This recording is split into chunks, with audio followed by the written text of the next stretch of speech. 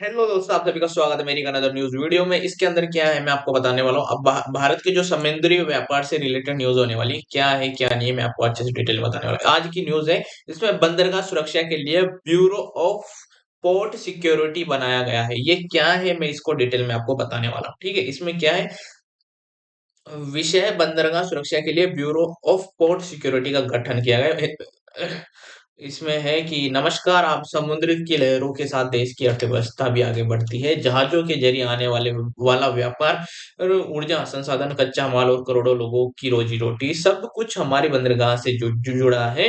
लेकिन बदलते समय के साथ खतरे भी बदले हैं। आतंकवाद, तस्करी और बहुत सारे नशीले पदार्थ, हथियारों की अवैध आवाजाही और साइबर हमले आज बंदरगाह सिर्फ व्यापार के केंद्र नहीं बल्कि राष्ट्रीय सुरक्षा की पहली पंक्ति बन चुके हैं। इन्हीं बढ़ते खतरों को देखते हुए सरकार ने एक बड़ा और ऐतिहासिक फैसला लिया है, बंदरगाहों की सुरक्षा के लिए ब्यूरो ऑफ पोर्ट सिक्योरिटी का गठन। ठीक है, तो आज की इस विशेष रिपोर्ट में बंदरगाह सुरक्षा क्यों इतनी अहम है और ये बात करेंगे, और अतीत में हुई चूक और उससे मिले सबक क्या है, मैं इस अपन इसकी बात करेंगे। और क्यों जरूरी है, क्यों जरूरी हो गया है एक विशेष केंद्रीय एजेंसी का गठन करना। ठीक है, ठीक है। और भारत लगभग 7,500 किलोमीटर लंबा समुद्र तट, 15 प्रमुख बंदरगाहों और 200 से अधिक छोटे बड़े पोर्ट हैं। देश के कुल व्यापार का करीब 95% हिस्सा समुद्री रास्ते से होता है। हर दिन लाखों टन माल इन बंदरगाहों से देश में प्रवेश करता है और बाहर जाता है। लेकिन यही यही विशाल नेटवर्क सुरक्षा के लिहाज से बड़ी चुनौती भी है। बंदरगाह विकास का इंजन और खतरे का द्वार क्या है, मैं आपको ये बता देता हूँ। बंदरगाह सिर्फ जहाजों से के रुकने की जगह नहीं है। यह माल आता ये सॉरी यहाँ माल आता है, जाता है और स्टोरेज होता है और कस्टम क्लियरेंस होता है। यहाँ हजारों मजदूर, कर्मचारी, एजेंट और ट्रांसपोर्टर रोजाना काम करते हैं। इतनी भीड़ और गतिविधियों के बीच अगर सुरक्षा में जरा सी भी चूक हो जाए तो उसका असर पूरे देश पर पड़ सकता है। अतीत की घटनाएं, चुनौतियां, अब बनती मिसालें क्या है, मैं आपको ये बता देता हूँ। इसके अंदर भारत ने पहले भी बंदरगाह सुरक्षा से सॉरी भारत ने पहले भी बंदरगाह सुरक्षा में चूक की भारी कीमत चुकाई है। जैसे कि 26/11 मुंबई आतंकी हमला, आतंकवादी समुद्री रास्ते से आए, तट और बंदरगाह सुरक्षा को चमका मतलब धोखा देकर शहर में घुस गए। उस घटना ने यह साफ कर दिया कि समुद्री सीमाएं और बंदरगाह आतंकियों के लिए आसान प्रवेश द्वार बन सकते हैं। अगर सुरक्षा व्यवस्था बिखरी हुई हो, इसके बाद मतलब नशीले पदार्थ की कई बड़े मामले सामने आए हैं। कनेक्ट कंटेनरों में छुपाकर करोड़ों के नशीले पदार्थ, हथियारों की अवैध खेप और मानव तस्करी जैसे संगठित संगीन अपराध। ठीक है, अब तक की सुरक्षा व्यवस्था क्यों थी अधूरी, मैं आपको ये बता देता हूँ। अब तक बंदरगाह सुरक्षा की जिम्मेदारी कई एजेंसियों में बटी हुई थी, जैसे कि पोर्ट ट्रस्ट, राज्य पुलिस, मरीन पुलिस और कस्टम विभाग और तट रक्षक बल और केंद्रीय सुरक्षा एजेंसियां। ठीक है, ये थी। और लेकिन समन्वय की कमी, सूचना साझा करने में देरी और स्पष्ट कमान की अनुपस्थिति अक्सर सुरक्षा में कमजोरी बन जाती है। एकीकृत सुरक्षा की जरूरत क्या है? यही वजह है कि सरकार ने तय किया अब बंदरगाह सुरक्षा को टुकड़ों में नहीं, एक मजबूत केंद्रीय ढांचे में संभालना होगा। एक ऐसी एजेंसी जो सभी बंदरगाहों की सुरक्षा नीति तय करेंगे, खतरों का आकलन करे, आधुनिक तकनीक लागू करे और हर एजेंसी के बीच तालमेल बनाए। ठीक है, इस सोच से जन्म हुआ ब्यूरो ऑफ पोर्ट सिक्योरिटी का। ब्यूरो ऑफ पोर्ट सिक्योरिटी ये एक नई शुरुआत है। ठीक है, इसमें ब्यूरो ऑफ पोर्ट सिक्योरिटी का मकसद सिर्फ निगरानी नहीं बल्कि पूर्व चेतावनी, खुफिया विश्लेषण और त्वरित प्रतिक्रिया है। यह ब्यूरो देश के सभी प्रमुख और संवेदनशील बंदरगाहों की सुरक्षा का केंद्रीय नोड होगा मोड होगा सॉरी। तकनीक तकनीक और खुफिया जानकारी पर फोकस किया है। आज के दौर में खतरे सिर्फ बंदूक और बम तक सीमित नहीं है। अब सब साइबर अटैक, ड्रोन के जरिए निगरानी और फर्जी दस्तावेजों से कनेक्टर बुकिंग, ये सब नए खतरे हैं। Bureau of port security in सभी पहलुओं पर तकनीक आधारित सुरक्षा को बढ़ावा देगा। आम नागरिक और देश की सुरक्षा क्या है? बंदरगाहों की सुरक्षा का सीधा असर देश की अर्थव्यवस्था और आम नागरिक की सुरक्षा पर पड़ा असर क्या है? अगर बंदरगाह सुरक्षित है तो व्यापार सुरक्षित है, निवेश सुरक्षित है और देश की सीमाएं सुरक्षित है। ब्यूरो ऑफ पोर्ट सिक्योरिटी का गठन सिर्फ एक प्रशासनिक फैसला नहीं बल्कि राष्ट्रीय सुरक्षा की दिशा में एक रणनीतिक कदम है। यह एक संदेश है कि भारत अब बंदरगाहों को कमजोर कड़ी नहीं बल्कि सुरक्षा की मजबूत दीवार बनाना चाहता है। इसमें क्या है मैं आपको ये बताता हूँ।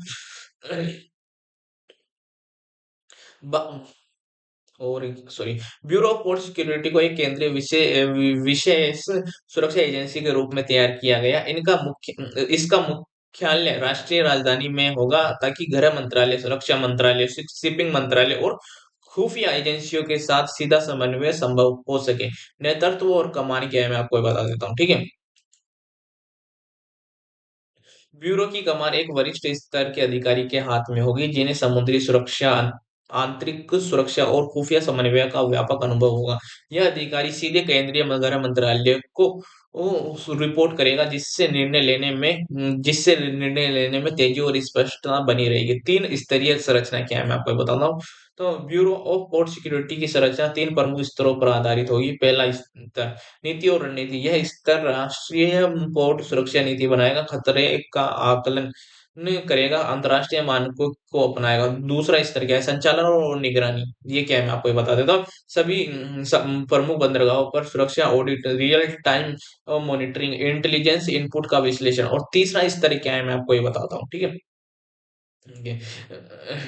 त्वरित त्वरित प्रतिक्रिया और समन्वय, किसी भी संदिग्ध गतिविधि पर तत्काल कार्यवाही, राज्य पुलिस, तट रक्षक बल और नौसेना से समन्वय। आपातकालीन स्थिति में संयुक्त ऑपरेशन, बंदरगाहों पर ब्यूरो की मौजूदगी, हर प्रमुख बंदरगाह पर ब्यूरो ऑफ पोर्ट सिक्योरिटी का एक क्षेत्रीय कार्यालय होगा। यह कार्यालय स्थानीय स्थानीय सुरक्षा एजेंसियों से जुड़ा रहेगा, कनेक्टर मूवमेंट पर नजर रखेगा, कर्मचारियों की सुरक्षा जांच सुनिश्चित करेगा। कर्मचारियों की भर्ती और प्रशिक्षण क्या होगा मैं आपको बता देता हूँ। सुरक्षा एजेंसी उतनी ही मजबूत है जितने प्रशिक्षित उसके लोग। ब्यूरो में नियुक्त होगी केंद्रीय सशस्त्र बलों से, तटरक्षक बल से, उस खुफिया एजेंसियों से और तकनीकी विशेषज्ञों से। सभी कर्मियों को विशेष समुद्री सुरक्षा प्रशिक्षण दिया जाएगा। कंटेनर कंटेनर प्रोफाइलिंग और नशीले पदार्थों और हथियार पहचान, साइबर सिक्योरिटी, ड्रोन और अंडर वाटर थ्रेट डिटेक्शन, ये सब चीजें होगी। ठीक है। इसमें तकनीक तकनीक आधारित सुरक्षा व्यवस्था क्या है? ब्यूरो ऑफ पोर्ट सिक्योरिटी पूरी तरह तकनीक आधारित काम करेगा। मुख्य तकनीकी साधन क्या है? एआई आधारित सीसीटीवी निगरानी और फेंस फेस रिकग्निशन सिस्टम और connector scanning machine, automatic ship और आइडेंटिफिकेशन सिस्टम, डेटा एनालिटिक्स और रिस्क प्रोफाइल। इन सभी सिस्टमों को एक केंद्रीकृत कंट्रोल रूम से जोड़ा जाएगा। सूचना और खुफिया साझेदारी क्या है? ब्यूरो ऑफ पोर्ट सिक्योरिटी किसी एक एजेंसी तक सीमित नहीं रहेगा। यह आईबी, रो, कोस्ट गार्ड, नेवी, कस्टम्स, राज्य पुलिस सबके साथ रियल टाइम इंटेलिजेंस शेयरिंग करेगा। अंतर्राष्ट्रीय सहयोग क्या है? समुद्री सुरक्षा सीमाओं ने नई बंदी होती है। सॉरी, सुरक्षा समुद्री शिक्षा सीमाओं से नई बंदी होती है। ब्यूरो क्या है आपको? ब्यूरो अन्य देशों की पोर्ट सिक्योरिटी एजेंसियों, इंटरपोल और अंतर्राष्ट्रीय समुद्री संगठनों के साथ सूचना साझा करेगा। इससे तस्करी नेटवर्क और आतंकी मॉड्यूल्स को सीमा से पहले ही रोका जा सकेगा। कानूनी अधिकार और शक्तियां क्या है मैं आपको ये बताता हूँ। ब्यूरो ऑफ पोर्ट सिक्योरिटी को विशेष कानूनी अधिकार दिए जाएंगे। संदिग्ध माल की जांच, सुरक्षा ऑडिट लागू करना, निर्देश जारी करना, आपातकाल में संचालन संभालना और हालांकि गिरफ्तारी और अभियोजन मौजूदा कानून के तहत संबंधित एजेंसियां करेगी। ठीक है, ये सब है। और मैं डिटेल में बताता आलोचनाएं और चुनौतियां क्या है मैं आपको बता देता हूँ। कुछ विशेषज्ञों का मानना है कि सॉरी एजेंसियों की संख्या बढ़ने से समन्वय और जटिल हो सकता है, राज्य की भूमिका कमजोर पड़ सकती है। लेकिन सरकार का तर्क है यह ब्यूरो राज्य के साथ टकराव नहीं बल्कि सहयोग का मॉडल है होगा।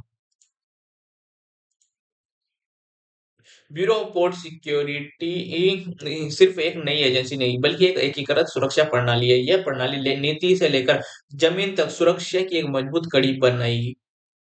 और क्या है मैं आपको डिटेल में बता देता हूँ। अब तक हमने जाना कि ब्यूरो ऑफ पोर्ट सिक्योरिटी क्यों बनाया गया और इसका ढांचा कैसा होगा। लेकिन असली सवाल यह है आखिर वे खतरे कौन से हैं जिनसे निपटने के लिए इतनी बड़ी व्यवस्था की जरूरत है। समुद्री रास्ता आतंकियों का नया पसंदीदा मार्ग। ठीक है। आतंकवाद सिर्फ जमीन और हवा तक सीमित नहीं है। जहाज निगरानी कठिन सीमाएं खुली और पहचान चुनौतीपूर्ण होती है। आतंकियों के लिए एक आकर्षक रास्ता बन चुका है। छोटे फिशिंग बोट, कार्गो जहाज और कंटेनर, इन सब का इस्तेमाल घुसपैठ और हमलों के लिए किया जा सकता है। ये 26/11 के बाद पूरी तरह सुरक्षित नहीं है। 26/11 का हमला जाना ताज होटल पे जो हुआ था, समझ रहे हो तुम, मुंबई में। तो वो उस तरह से वो जो आतंकवादी आए थे ना 26/11 के हमले में, वो समुद्र के रास्ते से आए थे। अगर वहां पर अगर इस तरह की कोई ब्यूरो होता, ब्यूरो का या कुछ ऐसी कोई समुद्र की पुलिस होती, ठीक है, तो वो उसको रोक सकती थी, लेकिन उस वक्त थी नहीं। और अब इतने टाइम के बाद में बना रहे हैं भाई, बना रहे हैं, बस यही बढ़िया है। ठीक है, इतने टाइम के बाद बना रहे हैं, यही बढ़िया है। तो मैं ज्यादा नहीं बोलना चाहता। भाई जब 26/11 का हमला हुए कितना टाइम हो गया भाई, उसी टाइम बनाना चाहिए था ना भाई। ये- समझ रहे हो तुम। 26/11 का हमला हुआ कितना टाइम हो गया, उसके 1 साल के भीतर भीतर ऐसी चीज बना लेनी चाहिए थी। मुंबई हमला एक चेतावनी था, लेकिन विशेषज्ञ मानते हैं कि खतरा आज भी पूरी तरह टला नहीं है। समुद्री निगरानी बेहतर हुई है, लेकिन तट से जुड़े छोटे पोर्ट और निजी जेटी अब भी संवेदनशील बने हुए हैं। और नशीले पदार्थ बंदरगाहों का सबसे बड़ा संकट है। क्या है आतंकवाद के बाद सबसे बड़ा खतरा? नशीले पदार्थों की तस्करी। अंतर्राष्ट्रीय, मैं देखो वो शब्द नहीं बोलूंगा क्योंकि यूट्यूब के उसके खिलाफ है, तो मैं नशीले नशीले कार्टेल ऐसे बोलूंगा। ठीक है, अंतर्राष्ट्रीय नशीले कार्टेल भारत को ट्रांजिट हब और बड़े बाजार दोनों के रूप में देखता है। कंटेनरों में केमिकल्स के बीच छुपाई गई नशीले पदार्थ और बहुत सारे नशीले पदार्थ होते हैं ना, वो वाले जो, और सिंथेटिक नशीला पदार्थ, और हर साल करोड़ों की बरामदगी होती है। मतलब बहुत सारे, मतलब सबसे ज्यादा जो अगर तुमको मिलेगा ना कि जो उल्टे सीधे नशे करते हैं, ज्यादा हाई लेवल वाले नशे करते हैं वो लोग, तुमको समुद्र किनारे रहने वाले स्टेट्स के जहाँ पर ये ऐसे पोर्ट्स बने हुए हैं, ठीक है, ऐसे जो नावों के जैसे ज्यादा व्यापार होता है वहीं ज्यादा लोग हैं। ठीक है, क्योंकि राजस्थान में इतना नहीं मिलेगा मेरे को जहां तक पता है, क्योंकि राजस्थान किसी, लेकिन ये गलत चीज है अगर अच्छी चीज नहीं है कि राजस्थान किसी उससे व्यापारी समुद्र से नहीं जुड़ा हुआ है। शायद जोड़ने की कोशिश की है, मैंने वीडियो बनाई थी उसके ऊपर, तो वो बहुत अच्छी चीज है, लेकिन राजस्थान नहीं जुड़ा हुआ, ये एक प्रॉब्लम भी है। और ये एक अच्छी चीज भी है कि हाँ पैसे कम है लेकिन बच्चे तो सुरक्षित है ही अपने, अपनी युवा पीढ़ी तो सुरक्षित है एक वक्त एक लिमिट तक तो। कि ऐसी चीजें जो समुद्र के पास वाले स्टेट्स को मिल जाती है, जैसे बंदरगाहों के पास वाले स्टेट्स के बच्चों को और लोगों को मिल जाती है सेवन करने के लिए, तो अपन दूर है अभी तो अपन को राजस्थान की गवर्नमेंट को भी ध्यान रखना होगा। तो मिलते हैं नेक्स्ट न्यूज वीडियो में। Tata bye bye. न्यूज किसी लगी कमेंट में जरूर बताना। लाइट चली गई है भाइयों। ठीक है, मिलते हैं नेक्स्ट न्यूज वीडियो में। चले टाटा बाय बाय। और लाइक कर दिया करो यार, कमेंट कर दिया करो, अपने दोस्तों को शेयर कर दिया करो। ठीक है, तो इस तरह से ये चीज, लेकिन मेरे को ये चीज सोचने लगी 26/11 का हमला हुआ, ठीक है, और बहुत टाइम पहले हुआ था, बहुत साल पहले, तो उसी वक्त ये ऐसी चीज क्यों नहीं बनाई गई उसी वक्त हर इस जगह। ठीक है, उस वक्त होती तो ज्यादा अच्छा लगता है यार कि हाँ यार। लेकिन देर बना रहे हैं, बस यही है कि सरकार को ये तो बोल नहीं सकते तुमने ये नहीं किया वो नहीं किया, कर रहे हैं ये अच्छी बात है बस। लेकिन वैसे भी कई सरकारें आती हैं कुछ करती नहीं है भाई, कि ये कर रही है करने दो ये। लेकिन उसी वक्त की जो सरकारें थी, मैं उनसे सवाल पूछ रहा हूँ। अभी की सरकार तो, अभी जो कांग्रेस जो थी, जो भी सरकार थी उस वक्त, उसमें सरकार में जो भी पार्टी सरकार में थी, उस पार्टी से सवाल है उस वक्त तुमने क्यों नहीं बनाया? तो मिलते हैं।